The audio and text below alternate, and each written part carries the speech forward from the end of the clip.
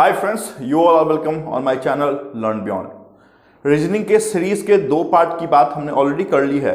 So basically we are on second last part which is the third part of your reasoning series. तो इस reasoning series में जो question के बनावट होंगे, जो स्ट्रक्चर होंगे, वो संभवतः आपके बोर्ड पे जो मैंने लिखा है 5 अलग अलग टाइप के वर्ड ऐसे आपको देखने को मिलेंगे और इसके बेस पे आपसे मिनिमम 3 और मैक्सिमम 5 मार्क्स से क्वेश्चन आपसे पूछे जाएंगे। वन मोस्ट इंपॉर्टेंट थिंग, इतनी वीडियो आपने देखी है जो भी मैंने पढ़ाया आपको, इधर रीजनिंग और मैथ्स और GS, never I have receive any comment, है ना। तो आप कमेंट जरूर करें, है ना। सिर्फ पढ़ना ही इंपॉर्टेंट नहीं है, जो मैं आप तक पहुंचाना चाह रहा हूं वो पहुंच रहा है या नहीं पहुंच रहा है, आप समझ रहे हैं या नहीं समझ रहे हैं, कौन सा इंपॉर्टेंट टॉपिक है जो आप चाहते हैं। तो जब तक आप लिखेंगे नहीं, पता ही नहीं चलेगा। This become one way communication कि मैं बोल रहा हूं, आप सुन रहे हैं, है ना। समझ में भी आ रहा है तो भी लिखें थैंक यू सर, नहीं समझ में आ रहा तो भी लिखें कि सर ये बातें समझ में ना आई। तब तो मुझे लगेगा कि मैं जो पढ़ा रहा हूं उसमें किस ढंग से और आपको इनपुट दूं ताकि वो आपको क्या हो तो कंसेप्ट के रूप में कन्वर्ट हो, है ना। Comment is very very important, है ना। तो this is my personal request to all of you, है ना। समझ में आया तो आप लिखें सर जो भी आपने पढ़ाया वो समझ में आया, है ना, got it sir, thank you sir, what ever जो भी आपको मन है। नहीं समझ में आया तो भी आप मेंशन करें कि सर ये जो लॉजिक आपने बताया ये समझ में नहीं आया, या सर रीजनिंग के ये जो टॉपिक है वो मुझे नहीं आते हैं, है ना। तो उस ढंग से मैं अपना काम करूंगा, मैं उस ढंग से आपके लिए जो टॉपिक है वो तैयार करूंगा, फिर आपको बताया जाएगा, है ना। तो this is my personal request, I repeat once again कि प्लीज पुट कमेंट्स। तो चले शुरुआत करते हैं हम आपके थर्ड पार्ट की। क्वेश्चन के स्वरूप कुछ ऐसे मिलेंगे, दीज आर द वर्ड्स। तो कितने वर्ड हैं? तो 5 वर्ड हैं। इस 5 वर्ड, अगर ये एक वर्ड है तो इस वर्ड में कितने लेटर हैं? तो हम कहेंगे देयर आर 3 लेटर्स। तो वर्ड और लेटर आप समझ गए होंगे कि ये GUT एक वर्ड है और इस GUT में 3 लेटर हैं। जैसे इंग्लिश अल्फाबेट क्या है उसमें 26 लेटर है, वैसे ही यहां पे काम होगा। तो फर्स्ट कोर्स ऑफ एक्शन, आपको टाइप जानना है कि कौन कौन से टाइप से क्वेश्चन आपसे पूछे जाते हैं इसमें, और उसके बाद मैं आपको बताऊंगा कि इसमें एक्चुअल जो क्वेश्चन है वो किस टाइप के हैं। तो टाइप की बात मैं पहले कर देता हूं कि टाइप लगभग आपको ऐसा देखने को मिलेगा कि क्वेश्चन हो ना हो मीनिंगफुल, है ना, मीनिंगफुल वर्ड से जुड़े हुए हो सकते हैं। देखिए ये क्वेश्चन जनरली 1 मार्क्स के लिए पूछा जाता है। एक वर्ड दे दिया जाएगा, बोला जाएगा कि इस वर्ड के 3rd, 5th, 7th और 9th लेटर को आप मिला दें और कितने मीनिंगफुल वर्ड बनाए जा सकते हैं। तो संभवतः इसमें से भी आपसे पूछा जाएगा कि मीनिंगफुल वर्ड बनेंगे क्या, है ना। तो ये क्वेश्चन थोड़ा सा डिफिकल्ट होता है, बट यहां पे आप बना सकते हैं क्योंकि यहां पे जो लेटर होते हैं वो 3 ही होते हैं। क्लियर? जब 4-5 लेटर असेंबल हो जाते हैं तो हमें मालूम नहीं चलता है कि कितने वर्ड होंगे, 1 होंगे या 2 होंगे, बट यहां से अमूमन आप बना सकते हैं जो आपसे टाइप में पूछे जाते हैं। तो मीनिंगफुल वर्ड की क्वेश्चन आपसे पूछी जाती है। क्लियर? दूसरा है कि as many letters between them as they are, as many letters between them as they are in English alphabet dictionary, है ना। देखिए ये क्वेश्चन 1 मार्क्स के ही पूछे जाते हैं। मतलब आप इस ग्रुप को अगर हटा दें, इस पैटर्न को ही, सीरीज को ही हटा दें, तो ये दोनों जो टाइप है वो 1 मार्क्स के लिए आपसे पूछे जा सकते हैं, है ना। अगर 1 मार्क्स के लिए नहीं पूछा जाएगा तो सीरीज के रूप में इस मार्क्स में पूछा जाएगा, है ना। क्या लिखा है मैंने? As many letters between them as they are in English alphabet. Suppose ये एक वर्ड दिया हुआ, कोई भी वर्ड लेते हैं, जैसे आप स्टूडेंट हैं तो स्टूडेंट ही लेते हैं, STUDENTS। पहले दिस इज कंसेप्ट, पहले कंसेप्ट देख लें। क्या बोला जा रहा है कि how many pair of the word, ऐसे क्वेश्चन आपको रहेंगे। How many pair of the word are in the word students in which as many letters are there as they are in English alphabet dictionary. कहने का क्या मतलब है, जैसे आप इंग्लिश अल्फाबेट आपने डिक्शनरी देखा तो वहां पे ए के बाद हम क्या बोलते हैं? तो बी बोलते हैं। इसके बीच में कितने लेटर आ गए? तो आप बोलेंगे 0। तो वैसा ही यहां पे दिखना चाहिए कि इंग्लिश अल्फाबेट में एस के बाद टी होता है क्या, है ना। अगर होता है तो उसके आगे हम पढ़ेंगे। तो यहाँ पे एक्चुअली हम बना कर देखते हैं कि स्टूडेंट्स में कितने ऐसे पेयर हैं जिसके बीच में उतने ही लेटर हैं जितने आपके इंग्लिश अल्फाबेट में देखने को मिलते हैं। तो जब हम इंग्लिश अल्फाबेट में जाएंगे तो हम क्या बोलेंगे, तो एस के बाद क्या आता है, तो टी आता है। तो वहां भी एस और टी के बीच में कितने लेटर, तो 0। यहां भी एस और टी के बीच में कितने लेटर, तो 0। तो यहां पे हमें मिल गया एक पेयर एस और टी है। ऐसा नहीं कि हम छोड़ देंगे उसके बाद, फिर यहीं से आपको आना है कि एस के बाद टी अगर आता है तो उसके बाद क्या आता है इंग्लिश अल्फाबेट में। तो आप कहते हैं कि सर एस टी और यू, तो वहां भी एस टी और यू आता है और वहां पे आप क्या बोलते हैं कि एस और यू के बीच में इंग्लिश अल्फाबेट में कितने लेटर, तो आप कहते हैं 1। तो यहां भी एस और यू के बीच में कितने दिख रहे हैं, 1। इसका मतलब 2 पेयर मिल गए। अभी इंग्लिश अल्फाबेट डिक्शनरी को हम याद करेंगे, एस के बाद टी यू वी नहीं है ना, S T U V W X Y Z जो आपने बोला वो यहां पर दिखना चाहिए, नहीं है। फिर हम टी के बाद आएंगे और टी को हम वहां से काउंट करेंगे, एस टी यू, तो वहां भी टी के बाद यू होता है, यहां भी टी के बाद यू है। वहां पे कितने 0 लेटर होते हैं, यहां भी कितने हैं, 0। इसका मतलब हमें एक और पेयर मिला टी यू जिसके बीच में डिक्शनरी में भी 0 अल्फाबेट होते हैं, 0 लेटर होते हैं, यहां भी 0। चलिए S T U V W X Y जो हमने बोला वो नहीं मिला। फिर हम यू पे आएंगे, U V W X Y Z, तो नहीं है। उसके बाद डी पे आएंगे, इंग्लिश अल्फाबेट में जब डी आता है तो क्या बोलते हैं, डी के बाद डी ई, तो यहां भी आप बोलते हैं कि डी के बाद ई आता है और उसके बीच में 0 होते हैं, तो यहां भी आपको दिख रहा है कि 0 है। इसका मतलब एक पेयर आपको यहां पे मिल गया। फिर छोड़ना नहीं है उसको, D E F G H नहीं है, ई के बाद एफ जी एच नहीं है, एम एन ओ पी नहीं है, एस टी यू नहीं है। मतलब जब लेफ्ट से राइट हैंड साइड हम आए तो हमारे पास कितने पेयर मिले, तो हमारे पास 4 पेयर मिले हैं। तो यहां से रिवर्स भी करना है कि रिवर्स करेंगे तो एस के बाद टी बोलते हैं आप, मिलता है ना, तो मिल गया। तो यहां पे एक और आपको पेयर मिल गया है ना, कौन सा, तो एस टी। रिवर्स में U V W X Y Z नहीं है। उसके बाद T U V W X Y Z नहीं है, N O P Q R S, देखें एन और एस के बीच में वहां भी आपको मिलते हैं। क्या आप बोलते हैं वहां पे जब काउंट करते हैं, तो M N O P Q R S, तो वहां भी आपने एस बोला, यहां भी आपको एस दिख गया। डिक्शनरी में 1 2 3 4 लेटर उसके बीच में रहते हैं, एन और एस के बीच में, यहां भी आपको मिल रहा है, तो एक और आपको पेयर मिल गया एन और एस। उसके बाद ई के बाद एफ जी एच आई नहीं है, डी के बाद ई एफ जी, यू के बाद टी नहीं है, एस के बाद टी नहीं है। तो आपसे पूछा जाए कि how many pairs of the letter, तो आप कहेंगे 1 2 3 4 5 एंड 6।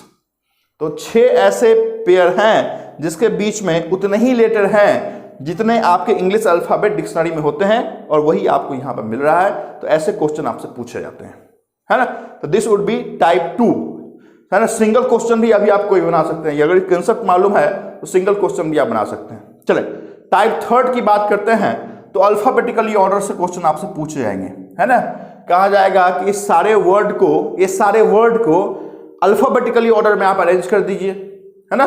तो जब अल्फाबेटिकली ऑर्डर में अरेंज करेंगे तो आप कहेंगे कि अल्फाबेटिकल, जब डिक्शनरी में आप पढ़ते हैं तो पहले आपको जी आता है, उसके बाद टी आता है, फिर यू आता है। तो ऐसे आपको अल्फाबेटिकली ऑर्डर में अरेंज करना है, मतलब डिक्शनरी वाइज ऑर्डर में आपको अरेंज करना है। तो अल्फाबेट बोले या डिक्शनरी वाइज ऑर्डर बोले, तो ऐसे क्वेश्चन आपसे पूछे जा सकते हैं। बोला जाएगा कि सारे वर्ड को आप अल्फाबेटिकली ऑर्डर में अरेंज कर दो, फिर ये बताओ कि कितने वर्ड चेंज नहीं हुए हैं।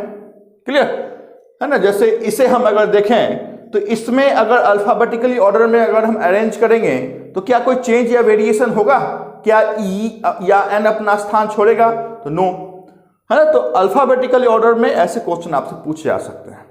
4th आप चलेंगे तो जनरली आपसे जो इसके पहले वाला पार्ट आपने देखा था, रिप्लेसमेंट की बात पूछी जाती है।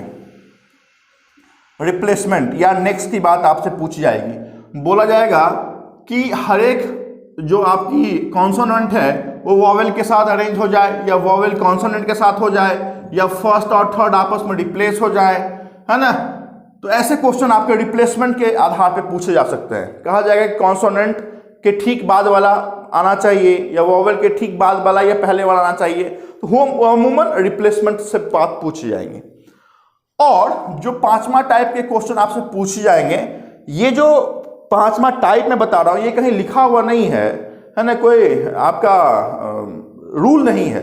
ये जहां तक क्वेश्चन मैंने देखा उस क्वेश्चन को मैं बिल्कुल फिल्टर लगा के आपको ये टाइप बता रहा हूं, so that once you know the type of the question which are frequently asked in these types of series, तो आपके पास ये कंफर्मेशन होगा कि नहीं अमूमन इतने ही टाइप के क्वेश्चन रहेंगे।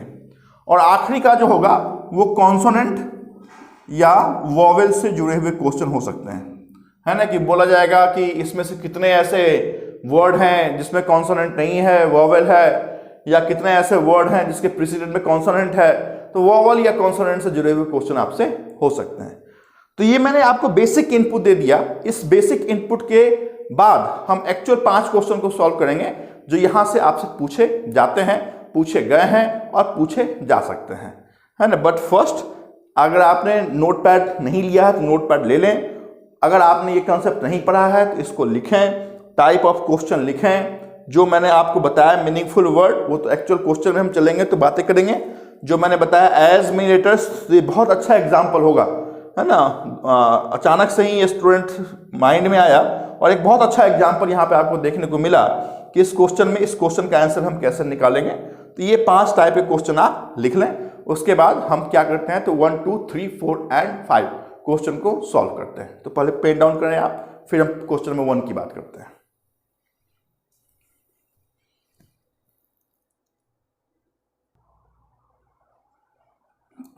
चलो देखिए यहाँ पे हमने क्वेश्चन लिखे हैं। बेसिकली 5 क्वेश्चन होते हैं बट हमने 3 क्वेश्चन ही लिखा है। 1 बाय 1 करके हम पढ़ते हैं और फिर उसे सॉल्व करते हैं। हमने ऑप्शन नहीं लिखा, जगह की कमी के कारण जो ऑप्शन नहीं लिखा है, बट फिर भी हम सॉल्व करने की कोशिश करेंगे without option. The first question, how many such pairs of letter are there in the word highlighted in bold. चलिए बोल्ड की बात कर रहा है तो यहाँ पर मैंने एक वर्ड को भी बोल्ड किया है, the word is den. Okay, each of which has as many letters between them as they are in English alphabet series। जो इससे पहले हमने कंसेप्ट में बातें की थी कि as many letters as between them as they are in English alphabet series, उसमें जैसे हमने स्टूडेंट का एग्जाम्पल देखा था वैसे ही यहाँ पर सिर्फ डेन में आपको खोजना है कि डेन में ऐसे कितने पेयर हैं जिसके बीच में उतने ही लेटर होंगे जितने एक्चुअल आप इंग्लिश अल्फ़ाबेट में होंगे। तो आप कहेंगे जब हम सर अल्फ़ाबेट में डी के बाद पढ़ेंगे तो ई आता है, तो वहाँ भी उसके बीच में डी और ई के बीच में 0 लेटर होते हैं, तो यहाँ भी 0 लेटर। डी के बाद ई, वहाँ पे एफ आता है तो यहाँ पे एफ नहीं है, इसका मतलब डी का सीरीज खत्म हो चुका है। उसके बाद ई के बाद एफ होता है वहाँ पे, तो ये एफ नहीं है, इसका मतलब इसको छोड़ दें। फिर उल्टे तौर में आएंगे, एम एन के बाद ओ और पी नहीं, जो हमने बोला वो यहाँ दिखना चाहिए, ई के बाद एफ नहीं है। तो आखिर कितने ऐसे पेयर मिले जिसके बीच में उतने ही लेटर हैं जितने आपके इंग्लिश अल्फ़ाबेट में हैं। तो यहाँ बोलेंगे सर कि हमारे पास जो पेयर हैं जिस ऑप्शन में आपको 1 का ऑप्शन हो वो सही आंसर होगा। आसान, छोटा, एकदम सिंपल। स्टूडेंट्स की जैसी बड़ी बातें आपने समझ ली तो ये तो बिल्कुल वर्बली पेन उठाने की जरूरत नहीं है। Second question, if in each of the word, है ना, all alphabets are arranged in English alphabetically order within the word, how many word will begin with vowel। कह रहा है कि डिक्शनरी वाइज में अगर हम इसे अरेंज कर दें, है ना, कि अगर GUT है तो GUT जब हम डिक्शनरी खोलेंगे तो पहले G आएगा, U आएगा या T आएगा, उसके ऑर्डर में अगर हम अरेंज कर दें तो आखिर कितने ऐसे वर्ड होंगे जिसकी शुरुआत किसी वॉवेल से हो, मतलब AEIOU से हो। तो जब डिक्शनरी वाइज ऑर्डर में आप इसे अरेंज करेंगे तो G तो ठीक है, U इससे पहले आ नहीं सकता, इसमें तो कोई छेड़खानी करेंगे नहीं, इसका मतलब इसमें कोई वॉवेल आया नहीं। यहाँ पे जब आप अरेंज करेंगे तो आप कहेंगे कि यस हमें O पहले लाना पड़ेगा क्योंकि डिक्शनरी में पहले O आता है, उसके बाद T आता है, उसके बाद Y आता है। इसका मतलब आपने जब डिक्शनरी वाइज ऑर्डर में अरेंज किया तो आपको एक वॉवेल तो मिल गया जो सबसे पहले आया है। यहाँ पे अरेंज करेंगे तो यहाँ पे ई पहले आएगा क्या, तो नहीं आएगा क्योंकि एक्चुअली में डी ही पहले रहता है। यहाँ पे देखें, यहाँ पे यस ए पहले आना चाहिए क्योंकि एक शुरुआती अल्फ़ाबेट की ए से होती है। यहाँ भी। तो आखिर कितने ऐसे वर्ड आपको मिले जब आपने इंग्लिश अल्फाबेटिकली ऑर्डर में अरेंज किया जिसकी शुरुआत किसी वॉवेल से हो? तो वॉवेल का मतलब क्या है? ए आई ओ यू से हो। तो आप बोलेंगे सर कि हमारे पास कितने वर्ड मिले? तो हमारे पास 3 ऐसे वर्ड थे जिसकी शुरुआत किसी न किसी वॉवेल से हुई जब हमने अल्फाबेटिकली ऑर्डर में वर्ड के अंदर ही अरेंज कर दिया। क्लियर? थर्ड क्वेश्चन, क्योंकि ऐसा कोई बड़ी बात नहीं है कि मैं आपको लॉजिक समझाऊं, जैसा है वैसा पढ़ें वैसा काम करें। Next, if the first alphabet of each word is changed to next alphabet in English alphabetical series, how many meaningful word? meaningful यहाँ पे आ गया जो टाइप 1 में हमने बात की थी। how many meaningful word will be formed? अगर हर एक वर्ड के फर्स्ट अल्फाबेट को नेक्स्ट अल्फाबेट से हम अरेंज कर दें, जैसे यहाँ पे G है तो G के बाद क्या आता है अल्फाबेटिकली में?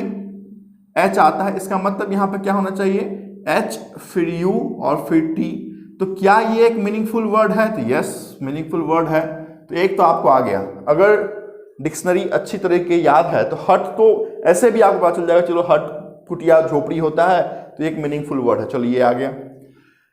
उसके बाद फर्स्ट को हमें नेक्स्ट के साथ शिफ्ट करना है, तो यहाँ पे क्या होगा? एस के बाद टी के बाद यू ओ वाई। ऐसा कोई वर्ड होता है क्या? बिल्कुल नहीं होता है, तो छोड़ दीजिए। एस के डी के बाद ई ई एन, ऐसा तो मैंने तो संभवतः नहीं सुना कहीं, तो छोड़ देने का।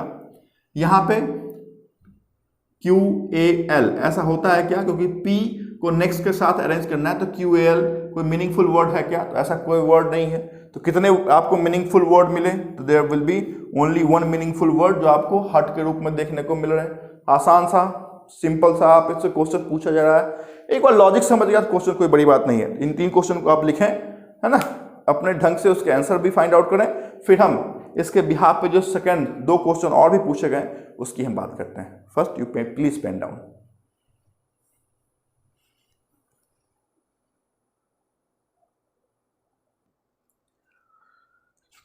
चलिए, तो 2 क्वेश्चन हमने और लिखा है जो आपकी सीरीज सेट है। क्या लिखा है? तो चलें पढ़ें।